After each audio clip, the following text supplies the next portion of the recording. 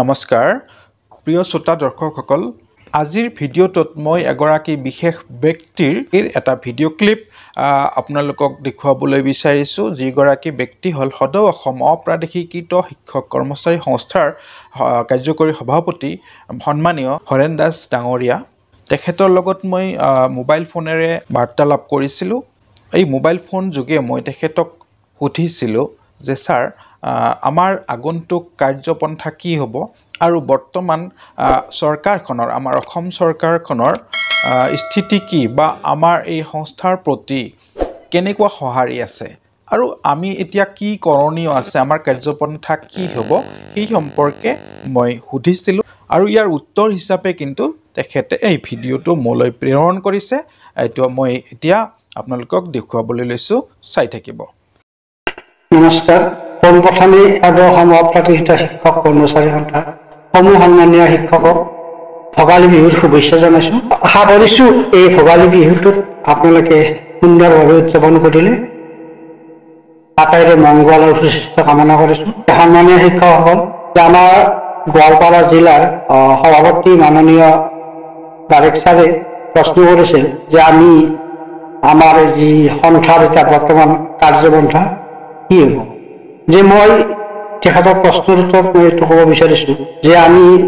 যোৱা 4 ডিচেম্বৰৰ পৰা 22 ডিচেম্বৰলৈ আমি যি অনশন কাৰ্যসূচী কৰিলোঁ তাৰ পৰা আমি চৰকাৰৰ ঠিক এটা উচিত উত্তৰ নাপালোঁ 8 জানুৱাৰীৰ দিনা আমি যি দিছপুৰ খেলৰ কাৰ্যসূচী ল'লোঁ তাৰ পৰাও আমি চৰকাৰৰ পৰা সঠিক উত্তৰ নাপালোঁ কিন্তু 8 জানুৱাৰীৰ যিটো কাৰ্যসূচী এই কাৰ্যসূচী আমাৰ পজিটিভলি আমি সফল হৈছোঁ কাৰণ 8 জানুৱাৰীৰ পিছতে মাননীয় শিক্ষামন্ত্ৰী মহোদয়ে অন্তত মুখ খুলিছে আৰু আমাক এটা কথা কৈছে যে আমাক মিছলীয়া বুলি আমাক মানে পশ্চাৎ শব্দ ব্যৱহাৰ কৰি আমাক মানে তাচ্ছিল্য কৰাও তেখেতৰ ভাষণত বা তেখেতৰ কথাত আমি উপলব্ধি কৰিছোঁ তেখেতৰ কথা যে তেখেতে শিক্ষামন্ত্ৰীয়ে যি ধৰণে বক্তব্য ৰাখিছে যে এইটোৰ পৰা স্পষ্ট হোৱা নহয় যে আমি যদি শিক্ষক সমাজে শক্তিশালী ৰূপত যদি চৰকাৰৰ ওচৰত থিয় হ'ব পাৰোঁ তেতিয়াহ'লে আমাৰ দাবীটো তেওঁলোকে মানিবলৈ বাধ্য হ'ব এতিয়া এই শক্তিটো প্ৰয়োগ কৰাৰ কাৰণে মই ভাবোঁ যদি আমি সকলো শিক্ষক একত্ৰিত হয় আমি যদি একত্ৰিত হৈ যদি দিছপুৰত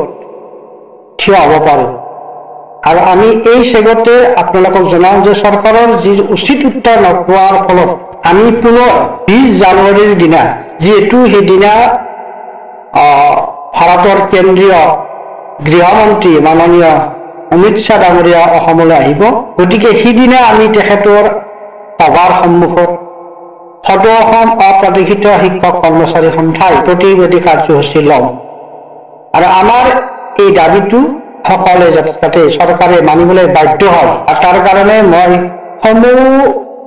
শিক্ষকবৃন্দক আহ্বান জনাইছোঁ যে আপোনালোকে অন্তত সিদিনা ওলাই আহক আমি এবাৰ নহয় দুবাৰ আৰু বহুত কষ্ট কৰি আমি আন্দোলন কৰিম আৰু আমি কষ্ট কৰাৰ কাৰণে আমি ভয় নকৰোঁ আমি শিক্ষক সমাজ ওলাই আহিম চৰকাৰক আমি বাধ্য কৰাম এই আমাৰ আৰম্ভণি দুটা আমি আন্দোলন কৰিলোঁ আমাৰ তৃতীয় আন্দোলন হ'ব প্ৰতিবাদী কাৰ্যসূচী এই কাৰ্যসূচীত মাননীয় মানে আমাৰ গৃহমন্ত্ৰী অমিত শ্বাহ ডাঙৰীয়াৰ সন্মুখত আমি প্ৰতিবাদী কাৰ্যসূচী ল'ম আৰু ইয়াৰ পিছতো যদি চৰকাৰে আমাৰ কথাত যদি আওকাণ কৰে আমাক যদি আমাৰ দাবীটো যদি মানি নলয় তাৰ পিছত কিন্তু আমি জংগী আন্দোলন কৰিবলৈ আমি বাধ্য হ'ম গতিকে আমি আশা কৰিছোঁ চৰকাৰে আমাৰ দাবীটো নিশ্চয় বিবেচনা কৰিব আৰু অতি সোনকালে 17খন আইনখন সংশোধনীৰ ব্যৱস্থা ল'ব 5 ফেব্ৰুৱাৰীত যিহেতু বিধান মানে বাজেট অধিৱেশন আৰম্ভ হ'ব তাৰ আগত যদি চৰকাৰৰ পৰা আমি যদি কোনো সঁহাৰি নাপাওঁ তেতিয়া কিন্তু আমি ভয়ংকৰ মানে চুনামি সদৃশ আন্দোলন কৰিবলৈ আমি কিন্তু ভয় নকৰোঁ